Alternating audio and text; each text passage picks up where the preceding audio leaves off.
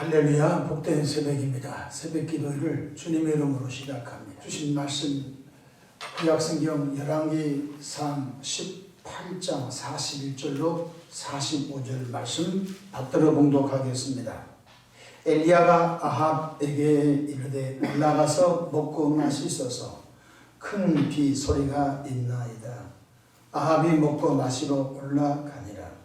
엘리야가 갈멜산 꼭대기에 올라가서 땅에 꿇어 엎드려 그의 얼굴을 무릎 사이에 넣고 그의 사환에게 이르되 올라가 바다 쪽을 바라보라. 그가 올라가 바라보고 말하되 아무것도 없나이다. 이르되 7번까지 다시 가라. 7번째 이르러서는 그가 말하되 바다에서 사람의 손만한 작은 구름이 일어나니이다. 이르되 올라가 아합에게 말하기를 비에 막히지 아니하도록 마차를 갖추고 내려가소서 하라 하니라. 조금 후에 구름과 바람이 일어나서 하늘이 캄캄해지며 큰 비가 내리는지라. 아합이 마차를 타고 이스라엘로 가니. 아멘. 할렐루야. 오늘도 생명의 빛 되신 주님과 동행하셔서 각자 삶에서 승리하는 은혜로운 하루 되기를 축복합니다. 저를 따라하겠습니다. 오늘도 나와 우리 가정 우리 교회 기적이 일어납니다.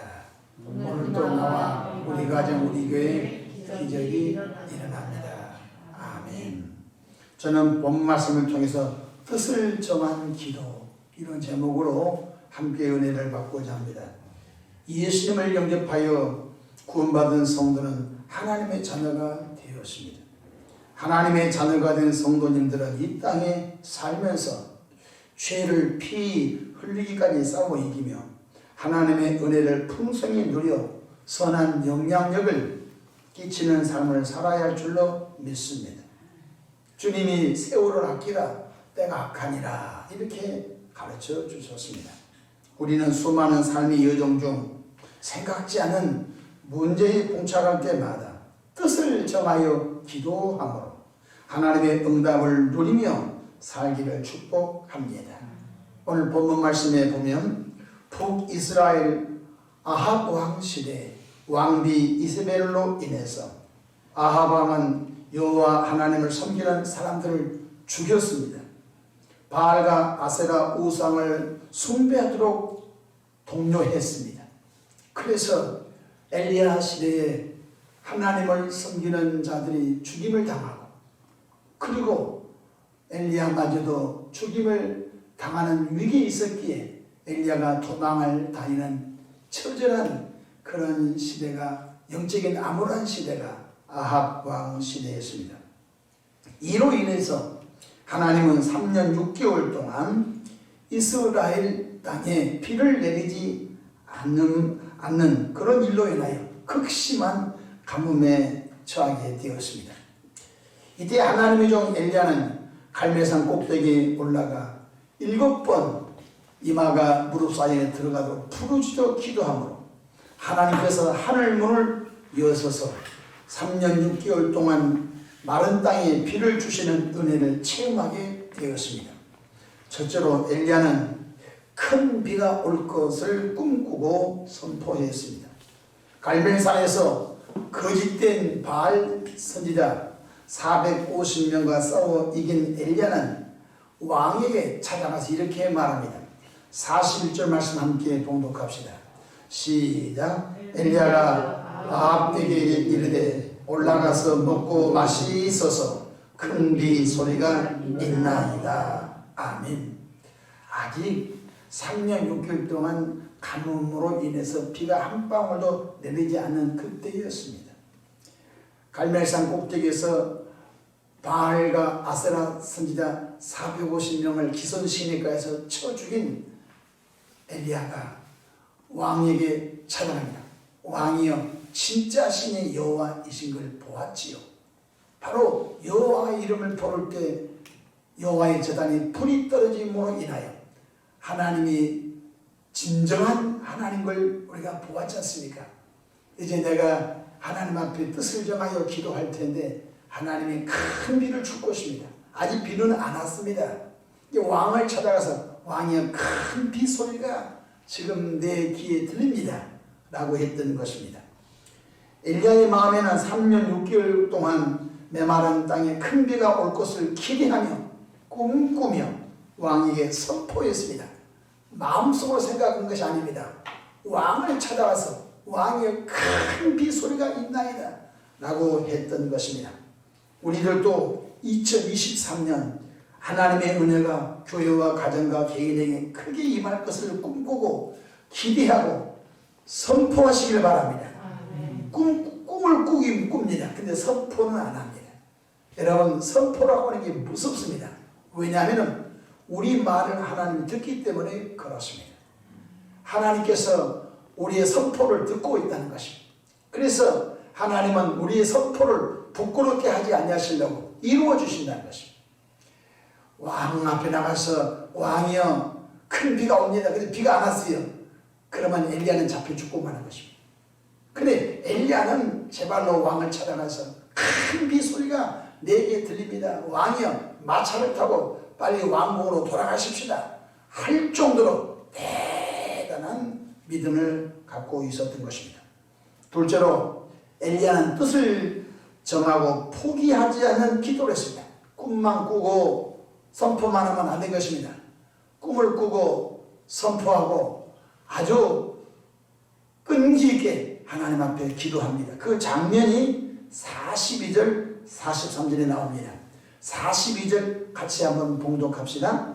시작. 아합이 먹고 마시러 올라가니라. 엘리야가 갈멜산 꼭대기로 올라가서 땅에 꿇어 엎드려 그의 얼굴을 무릎 사이에 넣고 아멘. 제가 이 본문의 말씀을 가지고 한번 산기도 다닐 때 제가 한번 해봤어요. 지금도 더 안 되겠지만은 30대 후반에 이제 산기도를 참 많이 다니는데 내 이마가 내 무릎에 들어간가 한번 해봤어요. 안 들어가요. 한번 여러분 집에 가셔서 거실에서 한번 해보시기 바랍니다. 사람들이 없는 곳에 한번 해보십시오. 여러분 죽었다 깨도 이 이마가 무릎 사이에 안 들어갑니다. 기계체조 하신 분들은 혹시 들어갈지 모르겠습니다. 아주 연체동물처럼 유연한 사람은 이 이마가 무릎 사이에 들어갈지 모르고 보편적인 사람은 들어가지 않습니다. 엘리야가 나이가 어린 사람이 아닙니다. 엘리야는 나이가 많은 하나님의 종이었습니다. 그가 갈멜산에서 기도할 때 그의 이마가 무릎 사이에 들어갔다는 것은 정말로 급소를 맞게 되면 이마가 무릎에 들어갑니다. 사람이 배에 급소를 맞으면요 사람의 몸이 감깁니다. 그러니까 엘리야가 지금 급소를 맞은 그 고통 속에서 기도했다는 것입니다. 성경 43절로 가봅시다.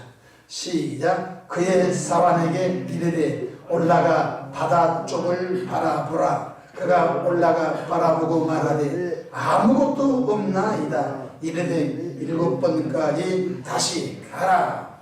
엘리야가 여호와여 비를 주시옵소서 간절히 기도하고 그의 종에게 무슨 징조가 없니? 지중해를 바라보니까 무슨 아무런 증거가 없습니다. 그러냐? 그럼 내가 또 기도하면 하나님이 또 증거를 주실 것이야. 또 이마가 무릎 사이에 들어가도록 기도합니다. 뜻을 정하고 기도합니다. 두 번째 기도가 끝나고 난 다음에 그의 사원에게 무슨 증거가 없냐? 날벼락이 하늘이 맑고 아무 증거가 없습니다. 아니다. 큰 비 소리가 곧 오고 있다. 그리고 세 번째 또 기도하고 그 종에게 또 확인시키고 네 번째 기도하고 다섯 번째 기도하고 여섯 번째 기도하고 아무런 변화가 없었습니다. 그래도 이 엘리야는 포기하지 않고 뜻을 정했습니다. 무슨 뜻? 큰 비가 와서 이 땅에 하나님의 은혜가 임할 것을 그가 생각하고 꿈꾸고 선포한 것을 위하여 하나님께 뜻을 정하고 기도했던 것입니다. 엘리야의 기도는 목숨을 건 기도였습니다. 왕 앞에 나가서 호언장담했거든요. 왕이시여 큰 비 소리가 내 귀에 들립니다. 호언장담했습니다. 만약 실언했으면 왕의 군사에 의하여 엘리야는 잡혀 죽고 마는 것입니다. 그러기에 엘리야는 금일에 하나님께 얼굴을 무릎 사이에 들어가도록 생명을 걸고 기도하게 됩니다. 혹시 여러분 예수님 믿고 신앙생활 하면서 생명을 건 기도 한번 해보셨습니까? 글쎄요, 강도는 각각 다르겠지만 저는 40일 금식 기도를 해봤던 은혜의 경험을 갖고 있습니다. 40일 금식 기도하는데 제가 정확히 37일째 피를 토하는 것을 제가 경험했습니다.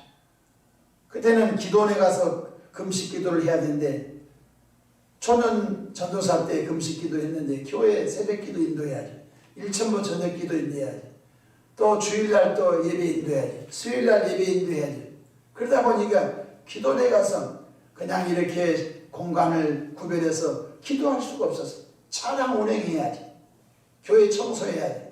그런 와중에 금식 기도를 했기 때문에 체력이 바닥나가지고 37일째 되니까 각혈을 하더라고. 그래서 사람이 이렇게 죽는가 보구나. 제가 어제 새롭게 하셔서 유튜브 방송 중에 그 분당 우리 교회 이찬수 목사님 그 간증을 제가 1시간 동안 들어봤습니다. 평상시 궁금한 목사님이셨습니다. 근데 그 이찬수 목사님이 우리 한국에 큰 센세이션을 일으키고 있죠. 그 목사님이 500명 단위로 20개 교회를 개척을 시켰습니다. 부목사님들, 주변의 목사님들 500명 단위로 자기 교회를 500명을 띄워줘가지고 교회에 부목사님을 담임으로 세워가지고 이게 10,000명을 띄워준 것입니다. 520. 그래서 이 대단한 목사님이구나. 그래서 제가 평상시 그분에 대해서 좀 알고 싶었는데 개인적인 간증을 안 하시니까 새롭게 하셔서 간증이 나오시는데 그 아버님께서 고신측 목사님이셨더라고요.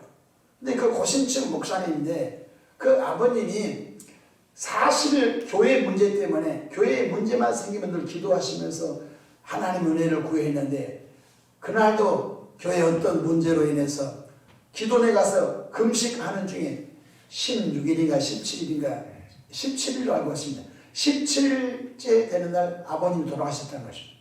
그때 이찬수 목사님 나이가 3살 먹었는데 3살 먹은 아이 놔두고 아버님이 다른 것도 아니고 교회 살려보겠다고 금식 기도하다가 돌아가셨는데 그리고 그 어머님 되신 사모님과 함께 파란만장한 생활을 하셨더라고요.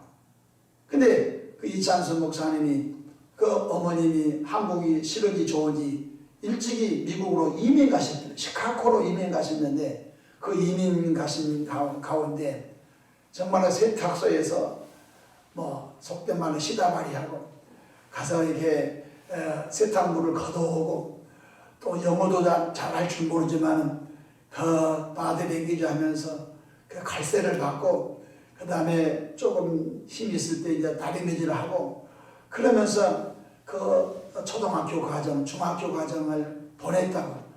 정말로 시카고를 쳐다도 보기 싫을 정도로 인생의 밑바닥에서 그렇게 고생을 많이 하시면서 왜 우리 아버지는 목사였고 우리 아버지는 하나님의 교회를 살려보겠다고 금식 중에 왜 하나님이 데려갔었냐고 그렇게 원망하고 하나님 나와반하고 굉장히 그 반항심을 갖고 세상을 살았는데 그래도 그 어머님은 한 번도 자기 남편이 죽은 것에 대해 원망하거나 불평하거나 세상을 탄식하지 않고 다 하나님이 하셨습니다.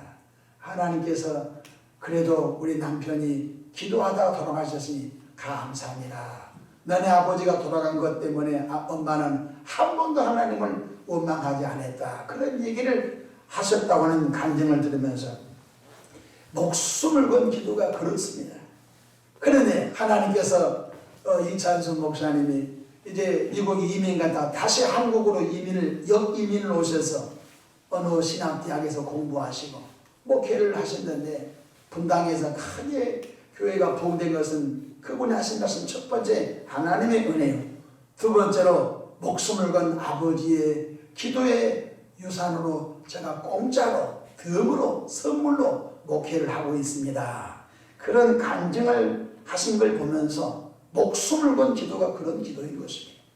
엘리야는 지금 호언장담했습니다. 만약에 비가 안 오면 엘리야는 아합의 군사에 의하여 죽임을 당할 수 있는 상황인 것입니다. 뭐 내일 비가 오겠지, 모레가 비가 오겠지, 그가 오늘 비가 와야 된다는 것입니다. 목숨을 건 뜻을 정한 기도였던 것입니다. 엘리야는 포기하지 않고 마지막 7번째 이마가 무릎에 들어가도 기도하게 되죠. 그런데 그때 하나님이 기적이 일어났습니다. 44절 말씀 한번 읽어볼까요? 시작. 7번째 이르러서는 그가 말하되 바다에서 사람의 손만한 작은 구름이 일어나나이다. 이르되 올라가 아합에게 말하기를 비에 막히지 아니하도록 마차를 갖추고 내려가소서 하라 하니라. 아멘. 뜻을 정하고 포기하지 않고 기도한 결과 45절 보십시다. 시작. 조금 후에 구름과 바람이 일어나서 하늘이 캄캄해지며 큰 비가 내리는지라. 아멘. 3년 6개월 만에 처음으로 비다운 비를 경험하게 된 것입니다. 처음에는 손바닥만한 구름이 지중해에서 떠올라서 오는데 그 손바닥만한 구름을 보는 순간 별거 아니네 뭐 저건 뭐 어떻게 저것이 어떻게 큰 비를 만들겠어 그렇게 말한 것이 아니라 엘리야는 이미 마음속으로 큰 비 소리가 들립니다 라고 했고, 두 번째 손바닥만한 조그마한 흔적이 보일 때 그것을 하나님의 응답으로 여기면서 큰 비가 온다. 왕이여 큰 비가 오니까 마차를 타고 빨리 왕궁으로 가십시다 라고 했던 것을 볼 수 있습니다. 여러분들이 기도할 때 조그마한 증거가 보입니까? 사람들은 그것을 기적으로 생각하지 않습니다. 아닙니다. 조그마한 변화, 조그마한 흔적이 보여도 하나님이 이걸 통하여 역사하신다고 믿기를 축복합니다. 우리는 너무나 큰 기적만 들었습니다. 그러나 오늘 엘리야를 보십시오. 손바닥만한 작은 구름이 떠오른다고 하는 보고를 듣고 난 다음에 야 이제 됐다. 큰 비 소리가 들리는 것뿐만 아니라 큰 비가 온다고 선포하고 왕을 찾아가서 아방이 왕의 마차 앞에 뛰어가고 왕은 뒤에 마차를 타고 내려오는데 갈멜산 꼭대기에 구름이 덮이더니 캄캄해지면 큰 비가 내린 줄로 믿으시길 바랍니다. 야고보 소인은 이 말씀을 어떻게 기록한지 아십니까? 간절히 기도했다고 소개해주고 있습니다. 야고보서 5장 17절 엘리야는 우리와 성정이 같은 사람이로되 그가 비가 오지 않기를 간절히 기도한즉 3년 6개월 동안 비가 오지 아니하고 다시 기도하니 하늘이 비를 주고 땅이 열매를 맺었느니라. 아멘. 뜻을 정한 기도, 간절한 기도였습니다.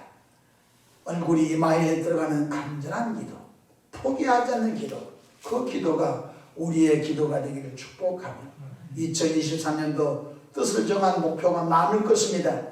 뜻을 정한 목표로 마치면 안 됩니다. 하나님 앞에 엘리야처럼 기도하소서 믿음의 진보를 보이는 우리 모두가 되기를 축복합니다. 기도하겠습니다. 좋으신 하나님 아버지, 엘리야는 뜻을 정하고 포기하지 않고 간절히 기도함으로 하나님의 은혜를 경험했던 것처럼 우리들도 2023년도 정말로 꿈을 꾸고 선포하고 꿈을 꾸고 선포한 것을 뜻을 정하여 기도하되 포기하지 않고 간절히 기도하는 영적인 자세를 주시옵소서. 요행을 구하는 자 없게 하시고 정말로 목숨을 건 기도가 우리 삶 가운데 있어지게 하옵소서. 하나님 아버지, 가정마다 온 식구 예수님이 믿을 때까지, 믿는 이들이 예수님 닮아갈 때까지 포기하지 않고 간절히 기도함이 있기를 바랍니다. 이 교회가 교회 역할을 크게 감당할 수 있을 때까지 뜻을 정하고 포기하지 않고 간절히 기도하는 은혜가 있기를 원합니다. 우리 대한민국 2천만 명이 예수님 믿고 구원받을 때까지 뜻을 정하고 정말로 포기하지 않고 간절히 기도하는 은혜가 있기를 원합니다. 남들은 교회가 부흥이 안 된 시대라. 남들은 이제 교회 시대는 끝났다고 다 절망의 소리를 말할 때 우리는 정말로 희망을 노래하는 우리가 되게 도와주시옵소서. 새벽에 마음에 소원 담아 귀한 감사 예물들 올립니다. 예물 속에 담긴 기도와 간구와 감사를 들으시고 하나님의 방법으로 응답해 주시옵소서. 감사하고 우리 구주 예수님의 이름으로 기도합니다. 아멘.